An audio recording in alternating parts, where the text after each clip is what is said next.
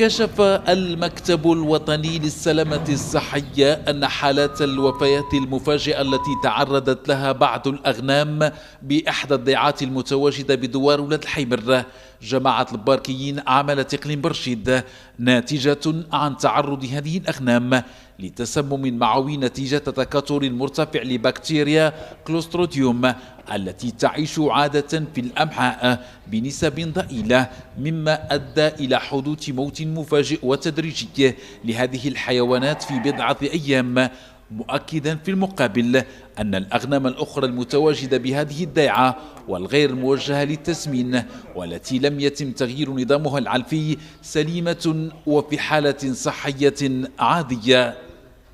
وحسب معطيات مكتب السلامة الصحية فإن نتائج البحث في الضيعة وكذا النتائج المخبرية خلصت إلى ارتباط حدوث هذه التسممات المعوية بتغيير مفاجئ في النظام العلفي لهذه الماشية، والذي يعتبر العامل الرئيسي الذي أدى إلى ظهور هذه الحالات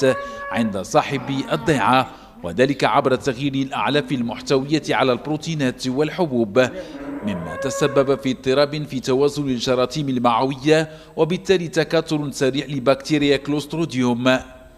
وعلى ضوء التحريات والفحوصات الميدانية التي قامت بها المصلحة البيطرية الإقليمية ببرشيد، تبين أن الحيوانات النافقة حالات معزولة وغير مصابة بأي مرض معدي.